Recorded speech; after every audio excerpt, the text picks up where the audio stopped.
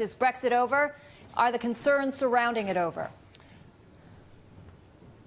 I don't think it's over, but I guess the problem is we're going into a bit of a quiet period. You know, you're going to have this political squabbling in the UK. You're not really going to see negotiations starting until probably fourth quarter. So we're in a bit of a vacuum in terms of how the whole thing's going to play out.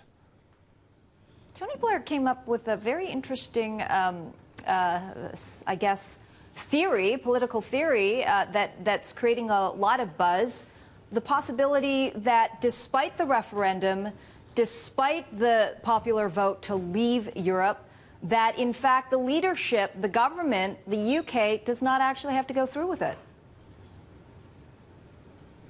Yeah, various people are making that argument, but all the candidates for the Conservative Party leadership have made a point, Brexit means Brexit, and so they seem to be aiming for the job with the commitment of taking the UK out of the EU. And of course the response of the European politicians has been, yeah, you've voted and now you have to leave. So people are, I think, clutching at straws. I don't really see there's a way back for them without absolute political carnage in the UK after a vote like this.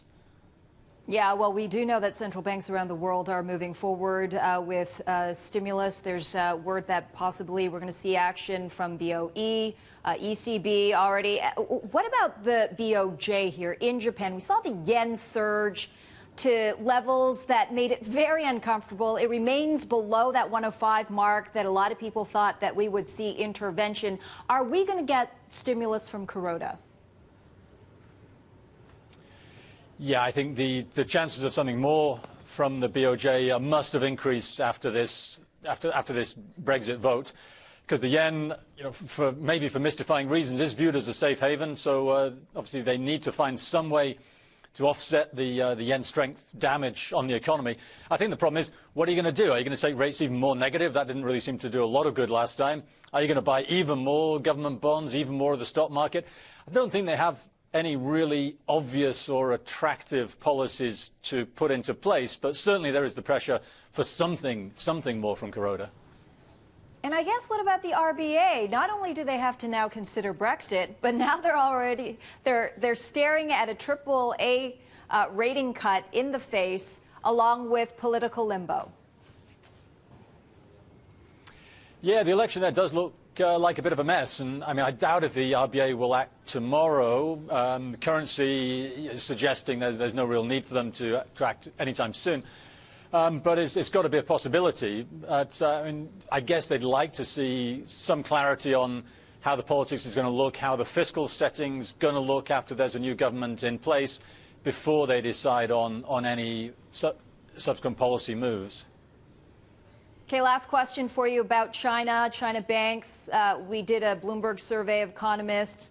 I'm not sure if we included you, Richard, but 9 of 15 economists that we surveyed expect some sort of bailout. What do you think about that possibility? To me, it's been clear for years that the Chinese banks have a massive non-performing loan problem. But I wouldn't say you expect a bailout. The bailout has already started.